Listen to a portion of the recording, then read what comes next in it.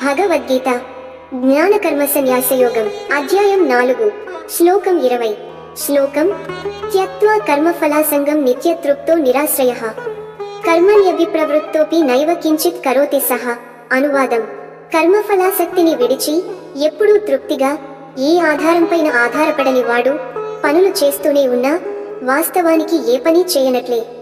వివరణ నిజమైన యోగి ఫలాసక్తి లేకుండా కర్తవ్యాన్ని చేస్తాడు. అతడు తృప్తి కోసం బయటి ఆధారాలపై ఆధారపడడు. పనులు చేస్తున్నట్టే కనబడతాడు, కానీ అవి అతనికి కర్మబంధాన్ని కలిగించవు. ఎందుకంటే అతని కర్మలు స్వార్థరహితమై దైవ సంకల్పంతో జరుగుతున్నాయి. తాత్విక సందేశం: తృప్తి అనేది బాహ్య వస్తువుల్లో కాదు, అంతర్మనసులో ఉంటుంది. ఫలంపై ఆధారపడిన కర్మ బంధనమవుతుంది. ఫలాసక్తి విడిచిన కర్మ విముక్తికి దారి తీస్తుంది. ఉదాహరణ: ఒక ఉపాధ్యాయుడు బోధన చేస్తాడు. అతడు కేవలం జీతం కోసం బోధిస్తే ఆ పని బంధనం అవుతుంది. కానీ విద్యార్థుల మేలు కోసం బోధిస్తే అతని పని పవిత్ర కర్మ అవుతుంది. ఇలాంటి పనులు అతనికి కర్మబంధం కలిగించవు. ఎండ్ నోట్: నిజమైన యోగి తన కర్తవ్యాన్ని ఫలాసక్తి లేకుండా చేస్తాడు. అలాంటి కర్మలు అతన్ని బంధించవు. అంతరంగ తృప్తి ఉన్న చోటే నిజమైన స్వేచ్ఛ ఉంటుంది.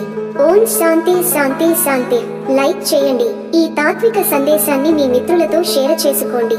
తదుపరి శ్లోకానికి ఛానల్ సబ్స్క్రైబ్ చేయండి. ధన్యవాదములు.